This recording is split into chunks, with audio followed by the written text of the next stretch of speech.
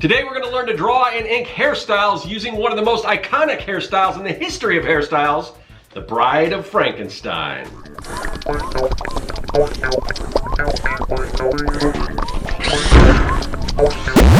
Greetings everyone, welcome to the underground lair where we bring our creations to life. I'm Scott with Serkworks Art Labs. I'm a professional illustrator, designer, and mad creator because you know what? You have to be a little crazy to dedicate your life to this thing called art. But today I'm dedicating not my whole life, but I'm dedicating about, I don't know, 15-20 minutes to teaching you how to draw hairstyles. So how we're gonna do that is using this character, the Bride of Frankenstein. It's actually Inktober, it's October, so that means Inktober. And I've been doing a number of inking tutorials. This time I'm actually gonna show you how to draw it, and then we'll get to the inking, keep everything within that whole Inktober vibe. But let's get started drawing hairstyles.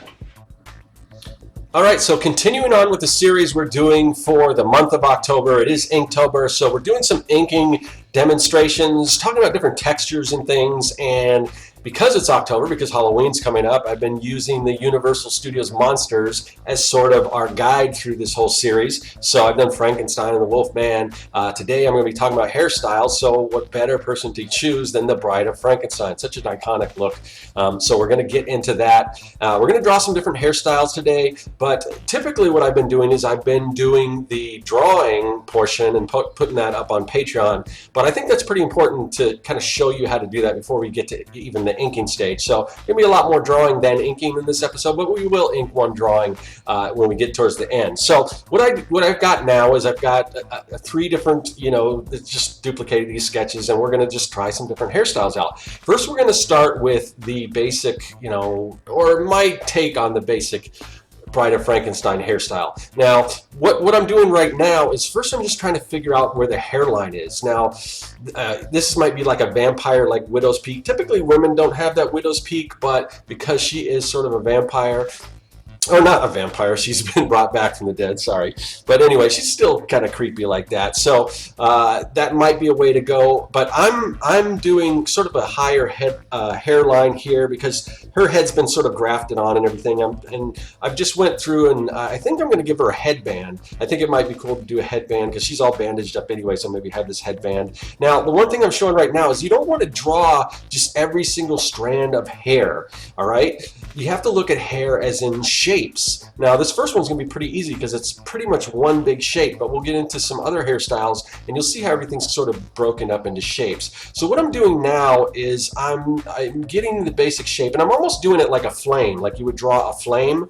And if you're not familiar with how to draw a flame, it's basically these kind of curve shapes. If you've ever seen a French curve and sort of the angle that the French curve takes, it's sort of like that. It's a little sort of, you can kind of see it's back and forth. You'll have one turn this way and one turn another. I'll kind of show you right here. So here I'm just basically drawing a flame, and you can see how they flare out at different points. They're not necessarily, they're going opposite directions. So that's sort of how you would do flames. So I'm doing the same thing here with this sort of highlight that she has running through her hair. And then I'm going to do it on the opposite side. Now keep in mind, this is we're looking at this, we're imagining this is like a 3D shape, not a solid shape. So most of that, the other side is going to go around the back, so you're not going to see it all, but I do want to give just a bit of a hint of it. So let's start with a different hairstyle. This one I'm going to break up into a few different shapes. This one I'm going to actually give her bangs. Now I want to do more of like an Elvira type hairstyle, that bouffant hairdo, but first I want to have those bangs kind of coming in front, and I'll give her a headband too. I don't know, I kind of like the headband with bangs look. So anyway, so you can see that's the first shape, but now I'm going to go back and just, it's basically like a sphere that I'm drawing, but I'm going to continue on and I'm going to bring it down, and this is going to rest sort of over her shoulder like that. And then maybe we'll put some hair in the background to kind of give it some more dimension. But and you can kind of see the way that I'm sort of just in curving hair, it's sort of like a ribbon. So I'm just drawing a ribbon. So if you can draw a ribbon like this, it's the same, and you can just taper it sort of like hair. So if you know how to draw ribbons, when we get into some of the other hairstyles, you'll see that. Now this is more of a thicker, it's kind of got that ribbon thing towards the bottom, but it's a little bit thicker. But once we get into more curly hair, you'll see how knowing how to draw those ribbons comes into play.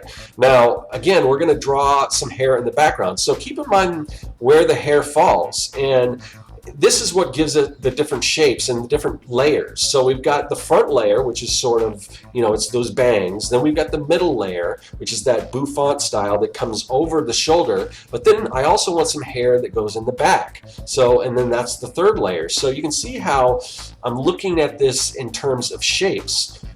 Just three different, you know, shapes. They're foreground, middle ground, background, almost like if you're drawing backgrounds, but this is how it applies to hair.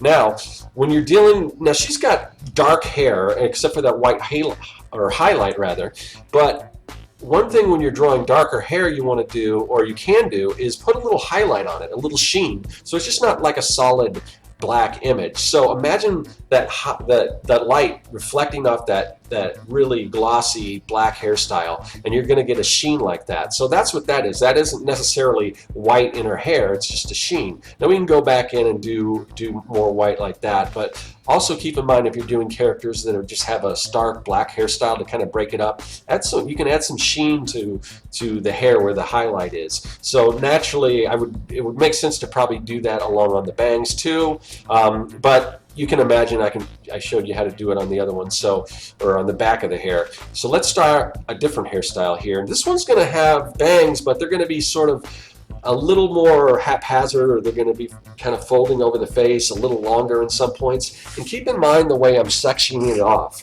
I've got larger sections, not all the same. I've got a larger section of hair, and then a small little strand that kind of wisps in front of her face, and then some other areas too, but it's not the same. I'm not just drawing, I want a variety, because that's the way hair is. When it falls in different places and everything.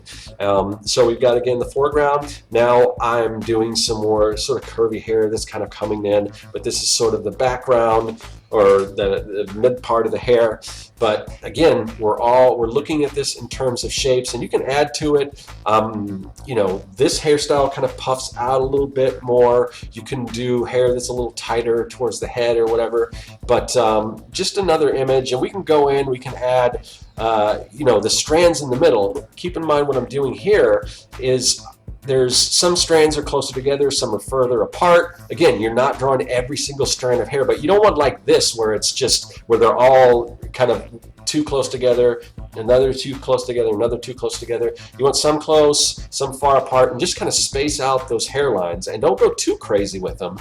Like I said, you don't want to draw all of that, just a little bit to kind of give the idea. So you can see how now you can see where the hair comes, and you can also see where the hair is coming out, or you could. Now let's move on to another hairstyle.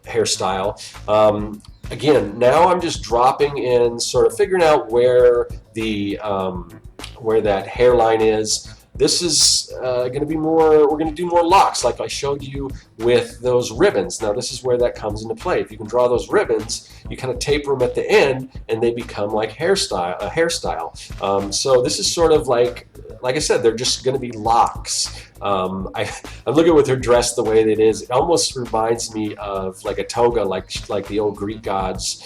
Maybe, you know, with a lot of them were drawn with more curly kind of lockish hair. So so that's what I'm going here. And you can see how I've got some that are going to sort of twist up, some that are going to twist the other direction, but just keep in mind where that flow is. And when you're drawing, if you need practice, like I said, just practice drawing those ribbons, and then you can see how those apply to the hairstyles. It's just, you know, you can curve them, you can make them straight, you can do whatever, but there's so many different hairstyles and ways to play with. It's just a matter of experimenting.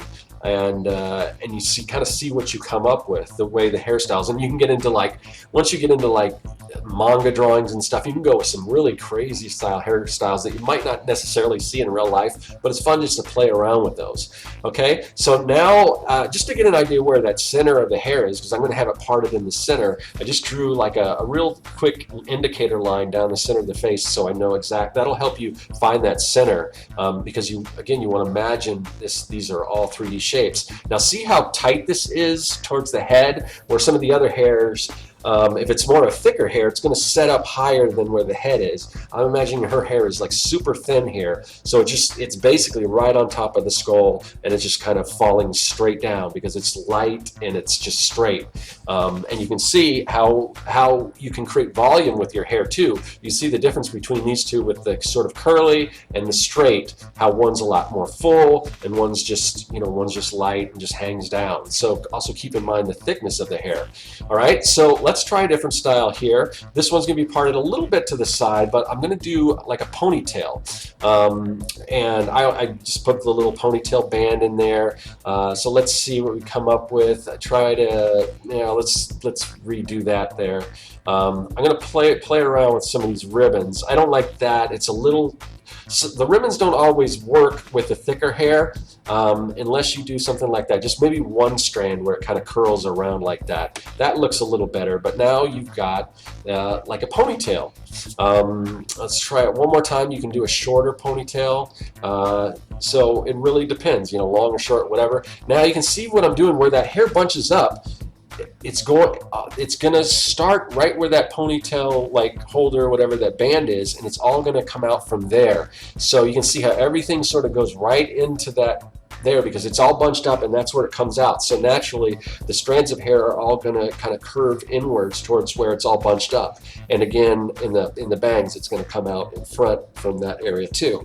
All right, so now let's experiment with just some different styles. I mean, these are all different styles, but again we're just going to drop in that hairline there to get an idea where it's going to start. And I don't know, what can we do here? How about we do almost like maybe like a dreadlocks or something. So these are kind of fun to do because it's almost like you're drawing sort of like noodles. So instead of, they're probably thicker, so they're probably not going to like curl around. I guess they could, that might be a unique hairstyle, but these aren't really going to curl around as much. But basically just think of you're drawing these real kind of thick noodles that kind of come down, and they're going to wave a little bit, but they may not actually twist around. They may just kind of come straight. Some of them I'm going to sort of have them go this way or that way, just so they're not all uniform, because it's got kind of just sort of this kind of lived-in look. So yeah, that's pretty cool, and you can do a number of things if you can do this. I mean, you could almost do, you can do them longer, shorter, whatever, but you could also do something like this and make it, I don't know, I mean, just play around with different hairstyles. I mean, there's so many different hairstyles you can pick. You can look at pictures, but once you get the idea that these are basic shapes, then you can pretty much, the sky's the limit. You can do pretty much whatever you want. Okay, let's start another one, again with some bangs kind of hanging in front, and then yeah, let's see what do we want to do with this. Maybe with this one to do a little shorter hairstyle, so maybe sort of like a bob or something.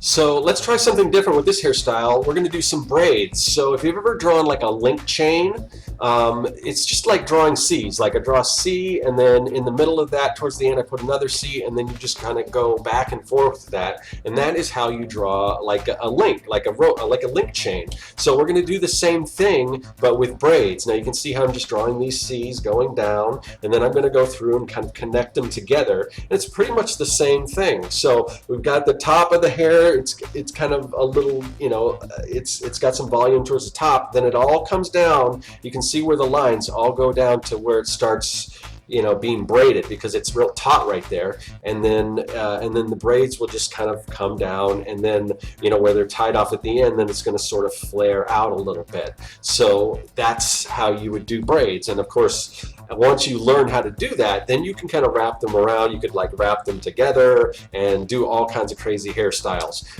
So let's do another one. We're going to draw the hairline once again. So what can we do this time that we maybe haven't done before? Well, we did the sort of those dreadlocks, but now let's make a little, make it more a shorter hairstyle. But and you can see how we're kind of taking them and we're going every single different direction, but you know, tight on the kind of going up on the top, not so much hanging down. But you can see how you know, you can play with different things. Like here, you know, just drawing a snake in there, you can turn that into like a Medusa if you know how to draw that. So you know, there's really so many different options that you can do when drawing hair. And it's just a matter of playing around, but it always starts with kind of figuring out where your hairline is, thinking about how these shapes are. Now I'm going to do sort of a side part. You know, we've got kind of part in the middle, we've got pulled back, but this is sort of a side part. So it's a bit of a, you know, it's a bit of that bang, but it kind of sweeps over to the side, and just more of a shorter hairstyle. You can do anything, and of course most of these hairstyles are more like female hairstyles. But again, we're just kind of looking at things as shapes, and then, you know, we've got the front part, which is the bangs, then the middle part, which is that kind of the bulk of the hair up at the top, but it's not drawing all those little individual strands. You don't want to do that. You want to think in terms of these larger shapes, and then you can go in and fill just a few lines. So if you know how, like I said, if you know how to draw ribbons, if you know how to draw shapes, then you're sort of you're almost good to go. But again, think of, here we've got a sphere. Think of shapes. We've got spheres, we've got cubes, you know, cylinders. Again, with this cylinder, you can take, that's just a straight cylinder, but if you start bending it around, then you get more of those like thicker noodly hair or dreadlocks or whatever. But it all breaks down to shapes, and a lot of people don't think of, you know, they don't think of hair as a shape because it's you know, it flows and it kind of defies gravity in a lot of ways. It goes all over the place, so they don't think of it as like a solid shape. But when you're drawing, that's how you break everything down into solid shapes. So we've got the sphere here, and now I'm just kind of mapping those bangs right around that sphere.